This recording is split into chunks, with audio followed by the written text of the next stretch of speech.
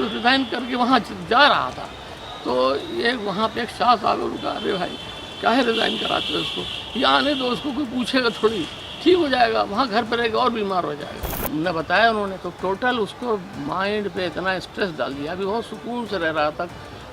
एक ये बात थी कि जब टेंशन इसको 2 दिन लैपटॉप काम करता तो 4 दिन 5 दिन इसको टेंस रहता। उस टाइम हम लोग कुछ बोल नहीं सकते, पानी भी नहीं मांग सकते थे। अहमद मुर्तज़ा अब्बासी इस वक्त उनके पिताजी हमारे साथ खड़े हैं, बहुत चर्चा में है। वजह क्या थी, क्या हुआ, ऐसा किस वजह से वो घटना हुई जिसकी वजह से मुर्तज़ा को ऐसा स्टेप उठाना पड़ा?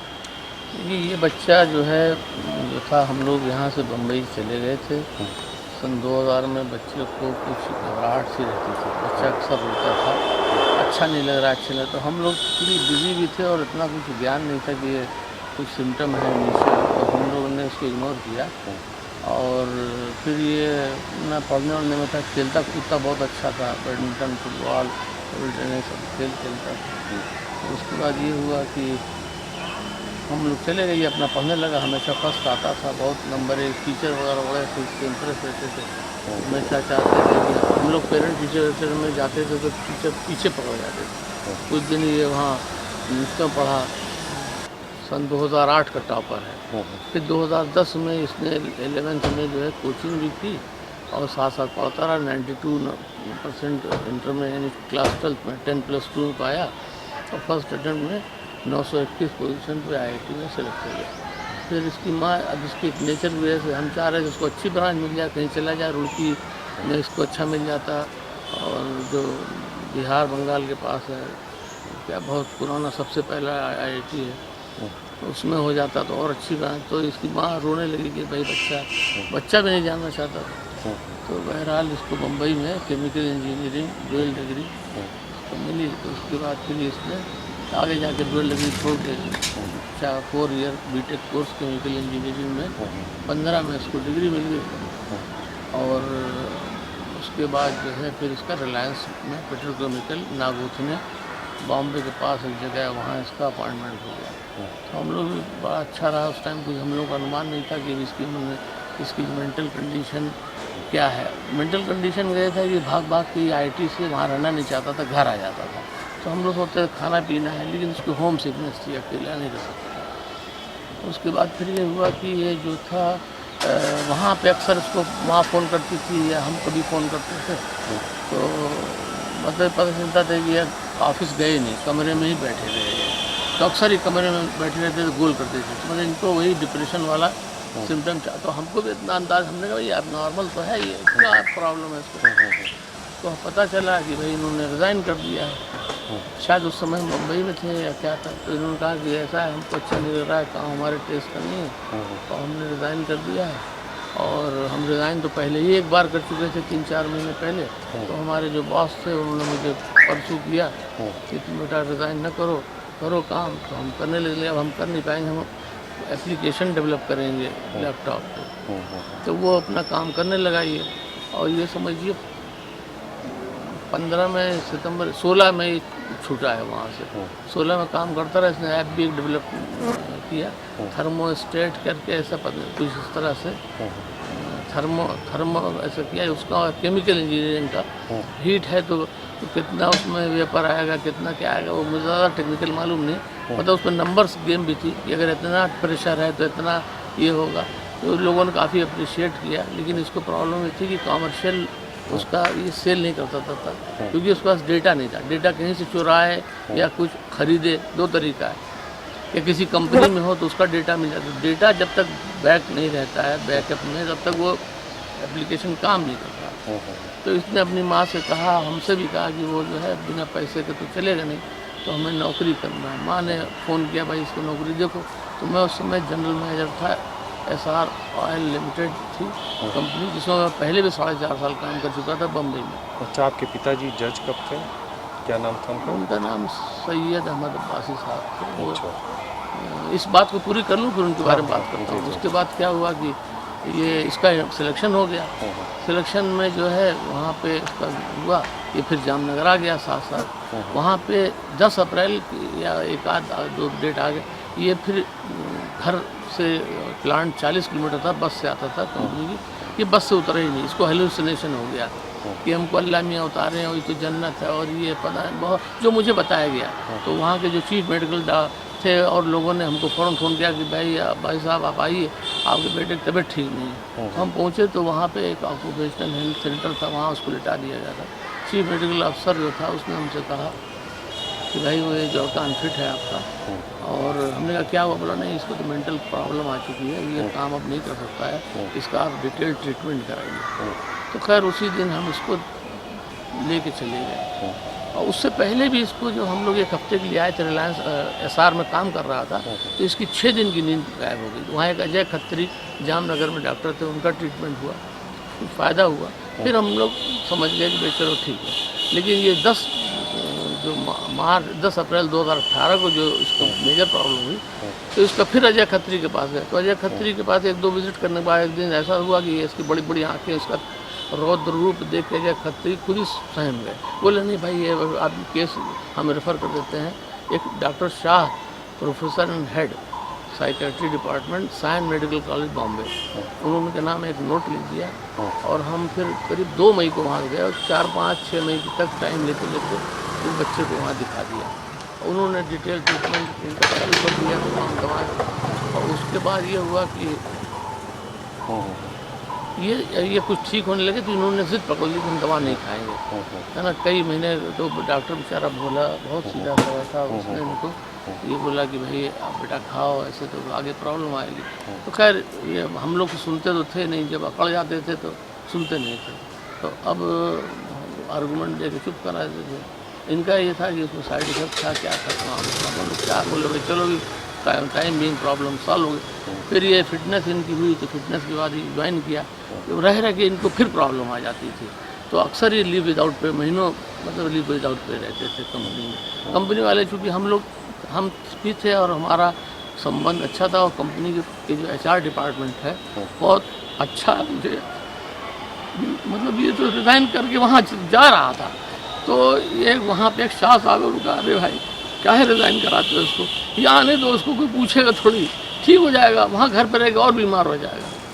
ये शाह जो GM थे, हेड HR थे, बहुत उनका एहसान। तो उन्होंने मुझे बोला नहीं भाई बेटे वो आने दो। तो बच्चा जो था, हमने कहा चलो बेटा कुछ नहीं, तुम बैठे रहना, तुम खाली लैपटॉप वो देखते रहना अपना डेस्कटॉप। तो धीरे धीरे करते करते फिर काम वहाँ करने लगा। फिर उसके बाद ये हुआ कि भाई जो है ये जब काम करने लगा तो थोड़ा वहाँ कुछ प्रॉब्लम आ गई। ये जो भाई वो कंपनी पुराने स्टाइल से चलने वाली, ये नए स्टाइल से चलाने वाले थे। इन्होंने 2-3 ऐप बनाए, क्या होता है कुछ जो है केमिकल इंजीनियरिंग का प्लांट का 2-3 ऐप बनाए इन्होंने। एथेलॉन जब मिक्स करना था उसके ऊपर भी टेम्परेचर के लिए बताया, हीट एक्सचेंजर पर इन्होंने ऐप बनाया था। तो उसके बाद ये हुआ कि भाई इनको जो वहाँ फिर समझ नहीं आया, चलते रहे, काम करते रहे स्लो उस पर। फिर मेरा रिटायरमेंट हुआ, कोविड आ गया। कोविड में हम लोग घर से काम कर रहे थे। रिटायरमेंट के बाद कंपनी ने 1 साल एक्सटेंशन दिया। एक्सटेंशन अगस्त 2020 को ख़त्म हुआ, तो हम लोगों ने अपना सामान बांधना शुरू कर दिया और फिर सामान लेके हम लोग यहाँ चले आए। इनकी भी नौकरी छोड़ा दी क्योंकि इनकी मानसिक स्थिति स्टेबल नहीं थी, मेंटल कंडीशन। इनको अकेले छोड़ना जो है, इनकी एक शादी भी हुई थी, शादी भी नहीं चल पाई। पहले एक शादी हुई थी, तय हुई थी, तो उसी जुलाई में तय हुई थी, हम लोगों का सब रिजर्वेशन हो गया था, लेकिन इनको अटैक पड़ गया। तो मैंने उनके वो एक आफ्ताब अंसारी गाज़ीपुर के थे, उनको हमने फ़ोन कर दिया। हमने भाई देखो बच्चे की कंडीशन है, अब हम तो तुमको बता देते हैं, अब तुम्हारे ऊपर है। डॉक्टर का नाम दे दिया जाकर, उन्होंने फ़ोन किया। बहरहाल डॉक्टर ने, हमने पूछा डॉक्टर साहब बताया आपने कुछ? तो नहीं, मैंने तो मना कर दिया कि थर्ड पार्टी से हम बात नहीं करते। हमने अच्छा ठीक है। बहरहाल उनको हमने पर्चा वर्चा सब भेज दिया, तो वो पीछे हट गए। फिर जब इसकी कंडीशन कोई अच्छी हो गई तो फिर एक शादी हुई, तो वो शादी भी नहीं चल पाई, तो मतलब 15-20-25 दिन लगती रही होगी, चली गई। अब इस तरह से फिर ये काम करते। अब यहाँ आए हैं तो आपको जो बताया, हम तो एक्चुअली थे नहीं, हम तो 28 को बॉम्बे गए थे, 6-10 की फ़्लाइट से लौटे हैं। यहाँ आते थे तो मेरे ख्याल से 7 के बाद ही 7:30 तक आए हम। तो यहाँ हमारी वाइफ, किसी ने हमें कुछ बताया नहीं, बोले भाई आप भाई से मिल लो। और कुछ लोग आए थे, तो इन्होंने सब बताया कि भाई वो 2 संदिग्ध टाइप के आदमी थे। अच्छा, जो लोगों ने फ़ोटो देखी उसकी, तो बताने लगे तो पुलिस के आदमी हैं। कि पुलिस के आदमी है जो डील डॉल जो है उसका नंबर भी कुछ ऐसा था कि वो नंबर जो है ATS का था, क्या था उन्होंने बताया नहीं। पहले बोले कि सिविल केस की नोटिस है, यहाँ सबसे पूछते रहे महमूदा कहाँ है, यहाँ तो कोई जानता नहीं ज़्यादा, क्योंकि इस नर्सिंग होम से हम लोग से कोई मतलब है नहीं, नर्सिंग होम अलग है, हम लोग का रेजिडेंस है। तो उसके बाद ये हुआ कि जो इनके बारे में तो जो एक काम विश्वकर्मा करके उसने कहा चलिए डॉक्टर साहब को पता कर लीजिए क्या क्या। डॉक्टर साहब के पास उसमें से एक आदमी बड़ी मुश्किल से गया, तो उन्होंने कहा साहब उनके कौन है, क्या है, उनके खिलाफ नोटिस है सिविल कोर्ट से, 36 लाख का मामला है। तो भाई ने पूछा क्या बात है, बोला कहीं एक्सीडेंट किया। तो उन्होंने कहा भाई नोटिस है तो दिखाइए, उन्होंने उनको ही दिखाएंगे। तो उनको ये घटना परसों की है, 5:45 के बीच, 5:45 के आए दिखाएंगे उनको। तो उसके बाद ये हुआ कि उन्होंने कहा अच्छा ठीक है बैठिए, हम उसको बुलवा रहे हैं। तो उनका हम बाहर बैठ जाते हैं। उसके बाद ये निकले, हमारे जो डॉक्टर साहब का कंपाउंडर उसको भेजा कि भाई इनकी जाके मिला दो, नहीं है हैं। तो उसको जब मिला दो तो ये अपना भाग गए, दोनों लोग चले गए आगे, तेज चलते मोटरसाइकिल चढ़े बोले, दोनों पुलिस वाले। हाँ, एक हेलमेट लगाया था, एक बिना हेलमेट के था। तो उसके बाद जो है अभी हमारे भाई बताते हैं, उन्होंने हमारे बेटे को फ़ोन किया, बेटा क्या मामला है ज़रा बताओ, तो एक्सीडेंट किए हो, केस किए हो, कोई रोड़ किए हो, जो भी था हमें तो एग्जैक्ट याद नहीं। तो उनका भाई हमारा तो कुछ भी नहीं है। तो वो समझ के फिर किसी तरह से पता लग गया, मतलब चर्चा में आया लोगों की कि भाई ये ATS है। तो इसी सबसे ये सिविल को केस है, हमको धर लेंगे, क्या करेंगे लायबिलिटी, और कुछ नंबर भी नहीं बता रहे हैं। जैसे डॉक्टर साहब बताया कि हम उन्होंने तय किया कि भाई मंडे को जो कोर्ट खुलेगी देखेंगे कहाँ से, CGM के स्तर से नंबर मिल जाता है। तो वो तो नौबत ही नहीं आई, और वो न बताया उन्होंने। तो टोटल उसको माइंड पे इतना स्ट्रेस डाल दिया, अभी बहुत सुकून से रह रहा था। एक ये बात थी कि जब टेंशन, इसको 2 दिन लैपटॉप काम करता तो 4 दिन 5 दिन इसको टेंस रहा था। उस टाइम हम लोग कुछ बोल नहीं सकते, पानी भी नहीं मांग सकते थे, इसका ही सब काम हमको करना पड़ता था। तो ये उस टाइम हम इसको बोले इसका जो भी चाहिए वो इसको मिलना चाहिए। यानी इस घटना के पीछे ये कहा जा सकता है कि जो परसों की जो घटना हुई उससे कल वाली घटना का, देखिए घटना के पीछे तो ये है उसकी मानसिक स्थिति अनस्टेबल है, मेन मुद्दा ये है। और ऑल ऑफ सडन उसको एक संदिग्ध अवस्था में उसको जब ये सब जानकारी मिली कि मेरे पीछे लोग लगे हुए हैं, तो भाई ऑब्वियस है, मैं तो देखा नहीं कि उस समय उसका क्या था, लेकिन वो तय था कि भाई ये उसी का ही असर था कि ये जो इसको ये अपना डिसाइड किया कि मुझे यहाँ से छोड़ के चले जाना। क्योंकि लैपटॉप वगैरह काम करने वाला तो जहाँ भी रहूँगा वहाँ पे अपना काम वाम करता रहूँगा, बोर तो नहीं होऊंगा। अब ये स्ट्रेस ये बर्दाश्त नहीं कर पाया। इसकी माँ बताती है भूखा था, है ना। अब ये कहाँ गया, कैसे किया और वो सब जो है वो कुछ अभी ये पेपर में देख रहे हैं कि 28 मार्च की ट्रेन, कहीं 28 मार्च को तो मैं प्लेन से गया था, उसका टिकट लेने का कोई सवाल नहीं था, वो घर से जाता ही नहीं कहीं, काम से सिटी मॉल है, अंडा है, ब्रेड है, मक्खन, यही बात हमने जो SSP साहब आए थे बिन टाडा साहब उनको बताया। तो सिंपल स्टोरी है, लड़के का बैकग्राउंड ऐसा था कि वो स्ट्रेस में कब आ जाएगा किसी को मालूम नहीं है। अगर उसको डांट दो ना तो आप समझो 3 दिन वो डिस्टर्ब रहता था, नींद नहीं आती थी उसको, कुछ दिन पहले नींद भी नहीं आ रही थी। तो इसको बड़ा पोस्ट पास के पटा करके फुसला करके इसको काम करना, जो भी काम चाहेगा। ऐसे बीच जब ठीक हो जाता था तो बड़ा रिपेंट करता था कि आपके साथ बड़ा मतलब बदतमीजी किया और वगैरह वगैरह। लड़का बहुत पोलाइट था, लेकिन अगर कोई उलझता था, कोई गलत बात करता था तो उसको ये जवाब पूरा देता था। आर्गूमेंट बहुत तगड़ा करता है, इसको बोलने नहीं देता किसी को। ये है कि उसमें फिर चार्ज हो जाएगा। पहले तो ये था कि कोई खुशी हो जाती थी तो फिर चार्ज हो जाता था, काम करना भूल जा, बोल रहा अभी मैं काम नहीं कर सकता जी, काम नहीं कर सकता हूँ मैं, अभी मेरा कंडीशन सही नहीं है। और कोई तकलीफ हो जाए तो भी काम। इनको एक बीच का लेवल चाहिए जहाँ पे हैप्पीनेस थोड़ी हो, बहुत ज़्यादा में तो फिर हाइपर अब ये है आप।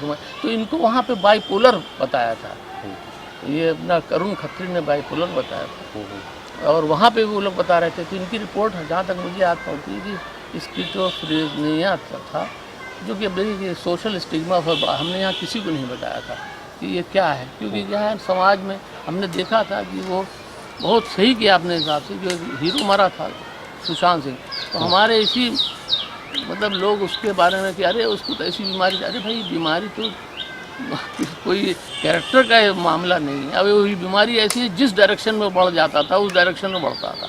अभी वो जो टेंशन में आ गया, अब उसको सुसाइडल टेंडेंसी शुरू से थी, उसको साइन में जो फाइल में है उसमें भी है, पहले से भी बताया, शुरू में भी था इसमें, मतलब बताता था कि हमको सुसाइडल। तो अब क्या था कि वो सुसाइडल टेंडेंसी जो है जब भी इसके ऊपर अटैक होगा तो ये फिर उसी में, तो हमने पेपर, हम तो चश्मा हमारा है, चश्मा घर पे है, बता रहे हैं लोग, उसमें लिखा है कि हम सुसाइड, हम चाहते थे कि हमको कोई मार दे, तो मार दे, इस कारण से हमने पेपर नहीं देखा, लेकिन पेपर में ऐसा कुछ दिया हुआ, इस कारण से मैंने पुलिस वालों पे अटैक किया। अच्छा, दूसरी चीज़, वो लड़का अकेला था, कोई मोटरसाइकिल वाला तो कोई मसला था नहीं पूरा, तो ये तो संभव, मैं पुलिस के वर्षन पर डाउट नहीं करूँगा, लेकिन उसको वेरीफाई करना चाहिए कि भाई कौन आदमी था, कैसे छलांग मार के, वहाँ पुलिस मंदिर की सिक्योरिटी मार के टपका देते उसको, कैसे चला गया, मोटरसाइकिल कैसे भाग जाए, पुलिस का पूरा घेरा रहता है। 28 मार्च का भी थोड़ा सा, तो हम लोग इस बात से थोड़ा चिंता है कि भाई देखिए जो बात भी है सही है, लेकिन वैसे तो बहुत कोऑपरेशन रहा, ये मीडिया की हरकत है या किसकी हरकत है मालूम नहीं, लेकिन अब कुल मिला के ये है कि हम लोग खुद डिस्टर्ब हैं, रोज़ा भी चल रहा है, अल्लाह की दुआ है, अल्लाह जल्दी से मामले को, बच्चे को भी अच्छा कर दे। सुना उसकी हड्डी भी टूट गई है, इंटरनल जो भी चोट उठ गई है, अभी तो हम लोग कल जाने का था, तो SSP साहब ने कहा आप लोग आज चलिए, अभी लोग सब थके हैं, रात भर सोए नहीं हैं, तो जाने कंडीशन है, बस यही है।